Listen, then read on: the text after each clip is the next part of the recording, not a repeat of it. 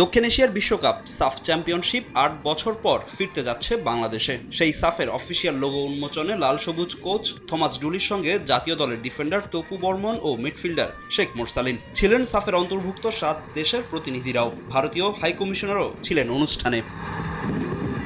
এবারের সাফের লোগো সাজানো হয়েছে বাংলাদেশের ইতিহাস, ঐতিহ্য ও জীববৈচিত্র্যকে কেন্দ্র করে। জানা গেল অফিসিয়াল টাইটেল স্পন্সরের নামও।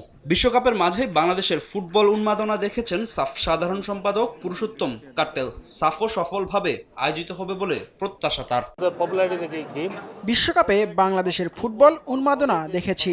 এদেশের মানুষ ফুটবল খুব ভালোবাসে। আমরা শেষবার বাংলাদেশের ম্যাচে স্টেডিয়াম ভর্তি মানুষ দেখেছি। আশা করি এখানে সাফ সফলভাবে আয়োজিত হবে এবং উপযুক্ত সময়ে আমরা সাফ আয়োজন করতে যাচ্ছি।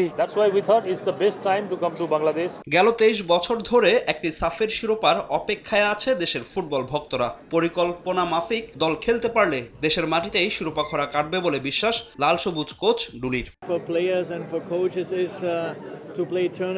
আমরা টুর্নামেন্টের প্রতিটা ম্যাচ জিততে চাই। পরিকল্পনা অনুযায়ী খেললে শিরোপা জেতা একেবারেই অসম্ভব নয়। এই টুর্নামেন্টে ব্রাজিল, আর্জেন্টিনার মতো দল খেলছে না। এখানে যারা খেলছে তাদের সবার শক্তিমত্তা আমাদের সমানই। শুধু ফুটবলারদের মাঝে জয়ের মানসিকতা ও হাল না ছাড়ার অভ্যাস গড়ে তুলতে হবে। আশা করি এবারই সাফের শিরোপা খরা কাটতে যাচ্ছে। ঘরের মাটিতে দীর্ঘদিনের অপেক্ষার অবসান ঘটাতে চায় তপু মুরসালিন। হামজা সমিতরা যোগ দেওয়ায় বেড়েছে দলের শক্তিও। এবারের আসরে বাংলাদেশের সাফ জয়ের বড় সুযোগ দেখছেন ফুটবলাররাও। আমাদের এই টিমে অনেক চেঞ্জিং আছে এবং অনেক নতুন প্লেয়ার, তার সাথে হামজা সমিতরাও অ্যাড হয়েছে, জায়ান অ্যাড হয়েছে, তার সাথে মনে হয় নতুন আরেকজন অ্যাড হতে পারে। তো definitely we are different team totally. তো এখন ডিফারেন্ট লেভেলের ফুটবল আমরা খেলছি।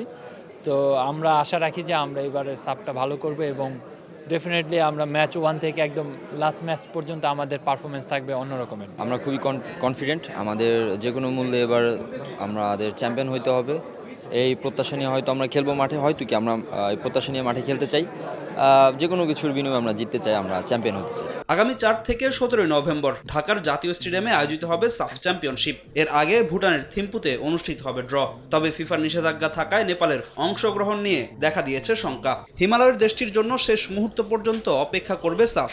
যদিও নেপাল শেষ পর্যন্ত নিষেধাজ্ঞা না কাটাতে পারলে ৬ দল নিয়ে আয়োজিত হবে সাফ চ্যাম্পিয়নশিপ। ফাহিম ইসলাম, সময় সংবাদ, ঢাকা।